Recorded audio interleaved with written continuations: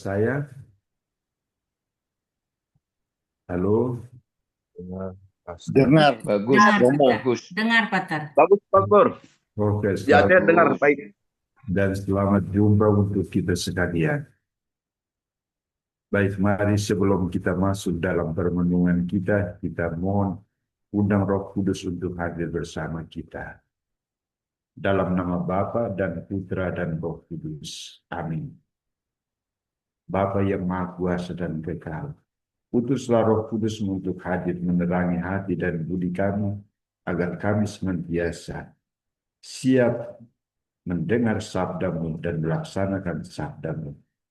Dialah sumber kekuatan kami, karena dialah yang hidup dan berkuasa kini dan sepanjang segala abad.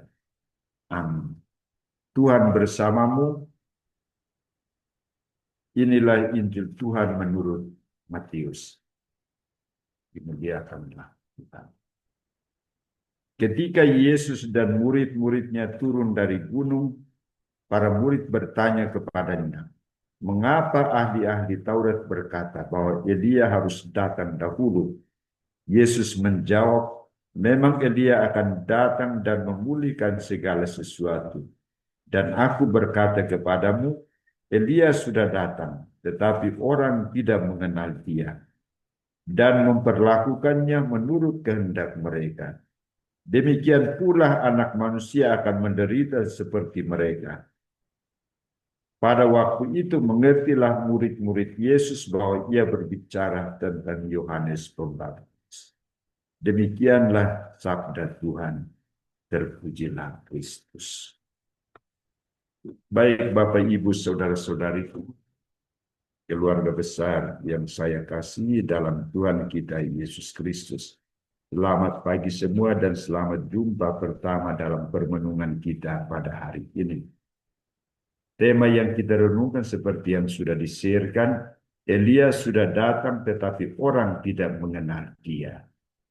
Saudara-saudariku terkasih, pengenalan akan seseorang sangatlah penting. Misalnya seorang suami mengenal secara baik istrinya dan sebaliknya, atau mengenal anak-anaknya. Karena dengan mengenal seperti itu akan membantu kita untuk berkomunikasi dengan baik dan efektif, untuk menghindari diri dari curiga atau maupun konflik, dan dapat membantu kita untuk membangun hubungan yang lebih harmonis. Yesus juga ketika dalam karya pewartaannya, setelah beberapa lama kemudian ia bertanya kepada murid-muridnya, menurut kamu siapakah aku ini? Atau kata orang, siapakah aku ini? Yesus ingin agar para murid dan orang banyak sungguh mengenal dia, siapakah dirinya, apa tujuan kedatangannya di dunia ini. Demikian juga dalam perikop Injil hari ini, Santo Matius menampilkan sebuah pertanyaan para murid kepada Yesus. Apakah Elia akan datang lagi? Para murid bertanya demikian karena mereka ragu dengan pernyataan ahli-ahli Taurat bahwa Elia akan datang lebih dahulu. Saudara-saudariku terkasih, mengapa para murid ragu dengan pernyataan orang-orang Farisi itu? Dan apa jawaban Yesus terhadap pertanyaan mereka? Para murid Yesus sangat meragukan sikap ahli-ahli Taurat, karena itu mereka meminta jawaban yang pasti dari Yesus, sang guru ilahi, guru yang senantiasa mengajarkan tentang keadilan dan kebenaran. Maka Yesus membantu para murid dengan memberikan jawaban demikian. Memang Elia akan datang dan memulihkan segala sesuatu. Dan aku berkata kepadamu, Elia sudah datang tetapi orang tidak mengenal dia dan memperlakukannya menurut kehendak mereka. Saudara-saudariku terkasih, jawaban Yesus ini merujuk pada Yohanes Pembaptis. Yohanes Pembaptis adalah utusan Allah yang datang mendahului Yesus. Tujuannya adalah untuk mempersiapkan kedatangan Sang Mesias, untuk menyerukan pertobatan sesuai dengan apa yang diungkapkan dalam Nabi Yesaya. Namun sikap tokoh-tokoh Yahudi tidak menerimanya, tidak mengakui Yohanes Pembaptis sebagai Elia yang baru. Maka konsekuensinya apa? Segala sesuatu yang dikerjakan Yohanes tidak diterimanya. Seperti sikap mati raga dan seruan pertobatan yang disampaikan oleh Yohanes Pembaptis. Yesus pun ingin menekankan satu hal yang lebih penting dari situ, yakni tentang rencana keselamatan Allah bagi orang Israel. Rencana keselamatan Allah bagi orang Israel sebagai bangsa pilihan khusus, bangsa pilihan Allah, bahwa mereka mendapat perlakuan khusus dari Allah sebagai bangsa istimewa, umat terpilih yang dianugerahkan Allah secara cuma-cuma, tetapi mereka sungguh-sungguh menutup hati mereka untuk menerima dan mendengarkan, menerima rahmat Allah dan menerima Yesus yang datang sebagai sang penyelamat mereka, sang penyalur kasih bagi mereka. Mereka membangkang dan menolak kedatangan Yesus Kristus sendiri. Karena itu Yesus juga tegas mengatakan demikian. Anak manusia akan menderita oleh karena perbuatan-perbuatan mereka. Bapak, Ibu, Saudara-saudariku, dan kalau kita baca dalam keempat Injil, disitulah kita tahu bagaimana tanggapan orang-orang Farisi dan ahli-ahli Taurat terhadap sikap dan perbuatan Yesus.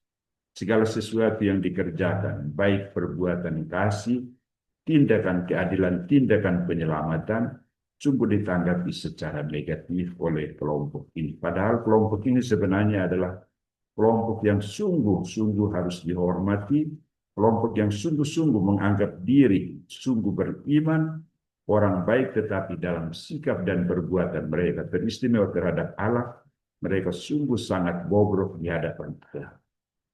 Karena itu saudara-saudariku terkasih, bagaimana dengan kita? Apakah kita semua yang hadir dalam grup ini percaya bahwa Yohanes Pembaptis adalah Elia yang baru? Kalau kita baca kitab suci, pasti kita percaya.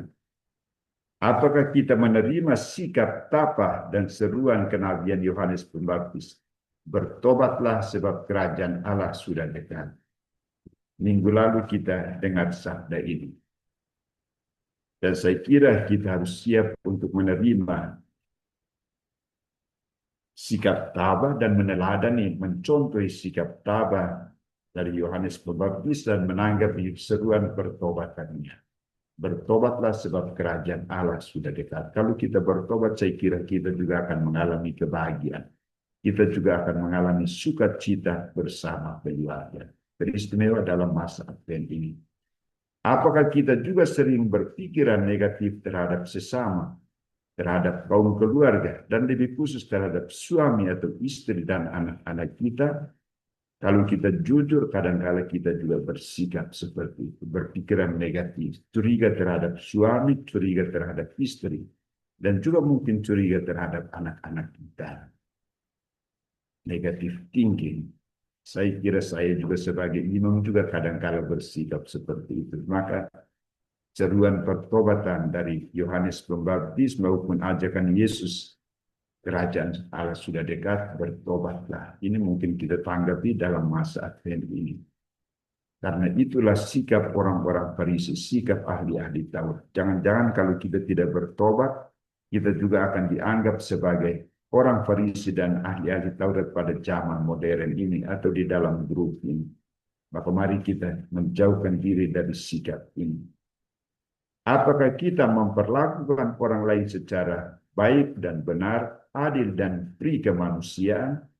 Mari sekali lagi saya ajak saudara-saudariku terkasih, kalau di dalam kelompok ini sendiri kalau ada yang sakit hati berarti tidak ada keadilan di situ. Dan kalau di dalam rumah tangga kita menemukan sesuatu yang tidak beres, berarti ada sesuatu yang belum baik antara komunikasinya atau sikap dan perbuatannya. Maka saya kira Nabi seperti Yohanes Pembaptis dan seruan kenabiannya yang sungguh mendobrak seluruh tingkah laku hidup kita, ini harus kita terima sebagai rahmat berkat, sehingga dalam dan bersama dengan yang lain teristimewa dalam keluarga kita dan lebih istimewa di dalam kelompok ini, kita senantiasa menjadi pribadi-pribadi yang membawa keadilan dan kebenaran dan bersikap sungguh terbuka bagi siapa saja, bagi semua orang. Kita harus percaya bahwa Yohanes adalah utusan yang direncanakan oleh Allah untuk menjadi nabi yang memiliki tugas khusus mempersiapkan kedatangan Sang Mesias. Ketika dialog malaikat Gabriel dengan Bunda Maria, pada bagian yang terakhir, malaikat juga menyampaikan kepada Bunda Maria bahwa Elizabeth yang dalam masa tuanya sedang mengandung dan melahirkan, dan dalam usia kandungannya 6 bulan. Karena bagi Allah tidak ada yang mustahil. Dengan pernyataan itu, Maria akhirnya yakin dan percaya bahwa ini semuanya adalah sungguh-sungguh rencana Allah. Maka dia memberikan jawaban, aku ini hamba Tuhan, jadilah padaku menurut perkataan. Kita harus berpikiran positif kepada setiap orang. Siapa saja yang kita jumpai teristimewa di dalam keluarga kita dan juga di dalam kelompok ini. Mari kita bersikap positif. Saya kira dalam diri masing-masing orang ada keterbatasan, ada kekurangan, ada kelebihan. Kalau kita bersikap positif, berpikiran positif, saya kira semuanya akan aman dan nyaman bagi kita. Saya tidak akan terganggu dengan siapapun kalau saya berpikiran positif. Kita juga harus berlaku adil, baik, dan benar terhadap sesama kita. Sekarang ini banyak sekali keluhan. Keluhan karena ketidakadilan, karena perlakuan dalam rumah tangga, KDRT, dan lain sebagainya. Kadang-kala juga terhadap pembantu-pembantu kita. Kita tidak bersikap benar, baik terhadap mereka. Maka mari kita berlaku adil dan baik terhadap mereka dalam masa Advent ini. Advent ini mengundang kita bertanya dengan jujur, apakah kita sungguh mau disiapkan? Kalau kita sungguh mau disiapkan, ya nyatakanlah kesediaanmu untuk bertobat. Bertobatlah, kerajaan Allah sudah dekat. Bertobatlah, persiapan Natalmu sudah mendekat. Ataukah kita hanya ingin Tuhan datang tanpa mengubah apapun dalam hidup kita? Dan inilah kalau kita gambarkan orang yang sungguh-sungguh tertutup, orang yang bebal, tidak mau dirubah, tidak mau berubah. Yohanes Pembaptis dan Elia mengingatkan kita menyambut Tuhan berarti berani menata ulang arah hidup kita dan merendahkan hati, merendahkan diri, dan membuka diri pada pembaharuan. Pembaharuan, karena dengan sikap pembaharuan kita akan menemukan sesuatu dan kita juga akan menemukan, membawa sesuatu bagi sesama kita. Kita kaitkan dengan tahun kerahiman ilahi, pengharapan yang tidak pernah habis. Siapa yang membawa pengharapan itu kalau bukan kita? Kita yang menciptakan pengharapan itu dan kita yang membuat pengharapan itu tidak akan berkesudahan. Tetapi tetap ada dan memberikan hidup kepada manusia. Karena itu dalam masa Advent ini, saudara-saudariku terkasih, saat persiapan menyongsong kedatangan Tuhan, kita membutuhkan tokoh pembaharu mental dan spiritual seperti Yohanes Pembaptis. Saya kira dalam kelompok kita ini juga ada. Kita harus jujur saat ini bahwa ada begitu banyak orang yang sudah nyaman dengan kebobrokan hidup mereka, ketidakadilan mereka, dan mulai memalsukan segala kebenaran.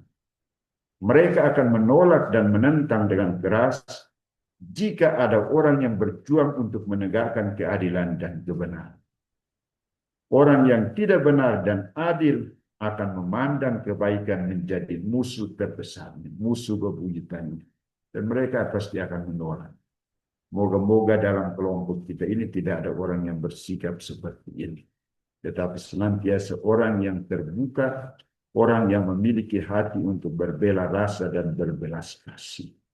Mari kita membuka budi dan kehendak kita untuk dibaharui terus-menerus oleh Roh Kudus, agar kita menerima Yohanes Pembaptis, Yesus Kristus, dan seluruh seruan pembaharuannya dalam menyongsong kedatangan kerajaan Allah yang sudah dekat.